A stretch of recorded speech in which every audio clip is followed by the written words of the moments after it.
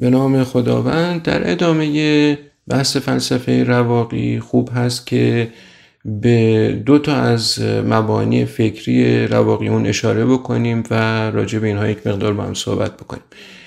اولی این هست که رواقیون قائل به این بودن که فضیلت هر چیزی در رسیدن اون به کمال وجودی خودش هست.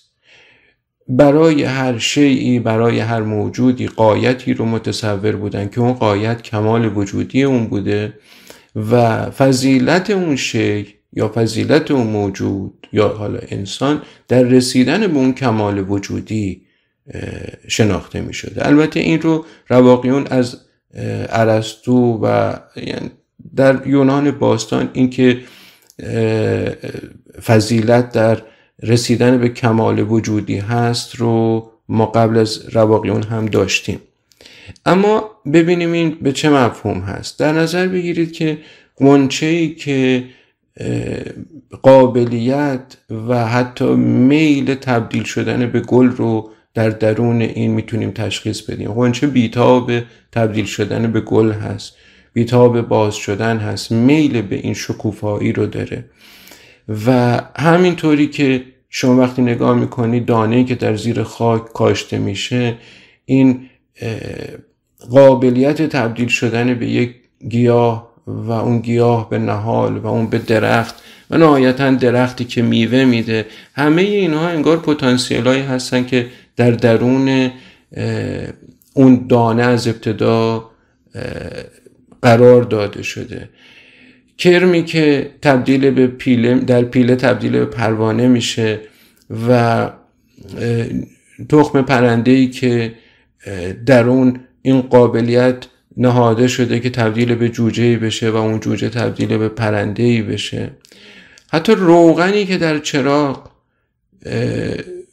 میسوزه و نورافشانی میکنه، این پتانسیل و این قابلیت که از یک مرحله وجودی به یک مرحله وجودی دیگه ارتقا پیدا بکنه و بتونه نورافشانی بکنه، در دل این نهاده شده. نطفه به جنین، جنین به نوزاد و نوزاد به کودکی که بعد تبدیل به شخص بالغی میشه و تشنه آموختن هست و بعد تشنه این هست که در جامعه نقش خودش رو ایفا بکنه. حتی خاکی که با رسیدن نم باران آماده پرورش هر گونه گیاهی میشه، از اون حالت سردی و بیروحی در میاد و جان بخش میشه. سنگی که در دل خودش آهن رو نهان کرده و بیتاب تیشه‌ای هست که به اون بخوره و اون قابلیت خودش رو نشون بده. همه چیز در جهان هستی در دیدگاه رواقیون یه چنین حالتی داشته و هر چیزی در این جهان برای کاری ساخته شده، برای یک سیرورت، برای یک شدن، از یک خودی به خود کاملتر تبدیل شدن. این چیزی بوده که در اون نگاه غایت نگرانه‌ای که در یونان باستان متصور بوده، اینها این نگاه رو داشتن که فضیلت هر چیزی در این هست که کمال وجودی خودش رو متبلور بکنه، مجسم بکنه و به اون برسه. از طرفی دیگه آموزه دوم یا اون فلسفه دومی که قرار بود راجع به صحبت بکنیم در فلسفه رواقی این هستش که شرط سعادت آدمی اولا در این هست که هماهنگ با طبیعت زندگی بکنه و دوم هماهنگ با قوای عقلی خودش زندگی بکنه. و این به این مفهوم هستش که وقتی میگیم هماهنگ با جهان هستی زندگی بکنه، یعنی متوجه تقدیر باشه. وقتی اتفاقی میفته که از چش او ناگوار هست، لب به گله و شکایت باز نکنه، با جهان از سر صلح و مدارا در بیاد و بپذیره که این چیزی نیست، این احیانا مشکلی که ایجاد شده چیزی نیست که از عهده و توان اون بر بیاد که براش کاری بکنه. راهی و چاره‌ای جز هماهنگ شدن با هستی نداره و این یعنی تسلیم شدن در مقابل هستی.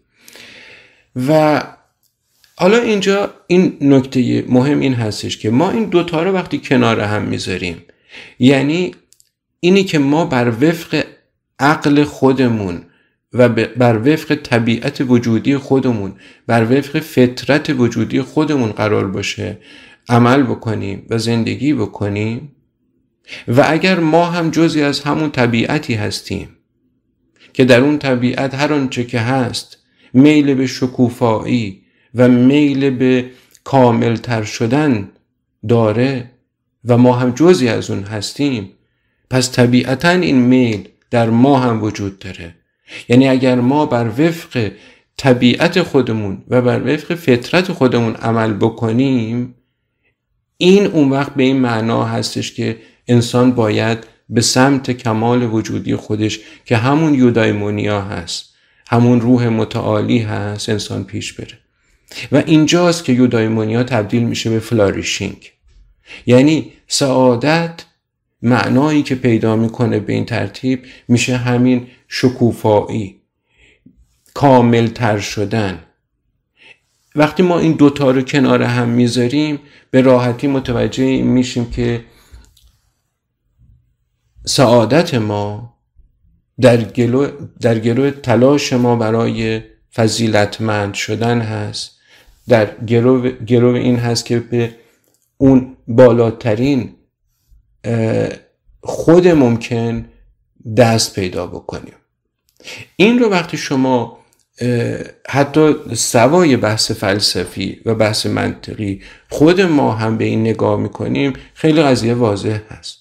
به این صورت که شما نگاه بکنید میل انسان به نیکی، میل انسان به زیبایی، به پاکی، به علم، به توانایی، همه اینها فضیلت هستند.